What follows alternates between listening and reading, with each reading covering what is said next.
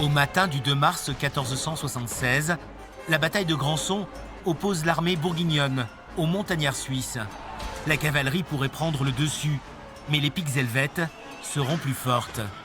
En une scène, Sylvain Deschamps a refait l'histoire. Il lui a fallu beaucoup de temps. Alors on ne compte pas en heures, parce que je suis incapable de compter le nombre d'heures, vu que je m'y mets très souvent. Par contre, on compte en mois, en semaines, voire en années. 8 ans et demi pour celui-là. C'est avant tout un plaisir et on ne voit pas le temps passer pour le coup.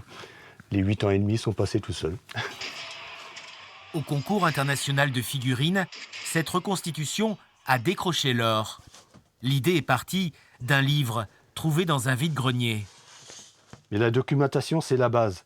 Et avant d'attaquer une scène comme ça, j'ai bien mis 3-4 ans à accumuler de la documentation. J'ai des livres, voilà, celui-là, c'est juste sur les chaussures médiévales, voilà, pour ne pas faire n'importe quoi. Le figuriniste modéliste va tout faire avec ses mains. Il donne aussi dans l'héroïque fantasy, comme avec cette femme centaure, à l'échelle 1/32e, 32 fois plus petite que la taille réelle.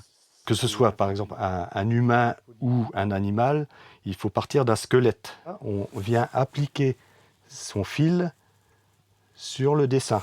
Ça nous donne le personnage en fil de fer. Et petit à petit, on rajoute de la matière. Alors, on modèle dans un premier temps, on sculpte dans un deuxième temps, une fois que la pâte est dure. Une fois que tout est fini, on peut passer à la peinture. Tout petit, il faisait des maquettes. Désormais, il crée des personnages, des univers, des microsculptures. Sylvain a pris sa retraite récemment. Il a aujourd'hui tout son temps pour inventer. Il y a tellement de choses qu'on peut faire à partir du moment où l'on crée que tout est possible et qu'une seule vie ne suffit pas. Voilà.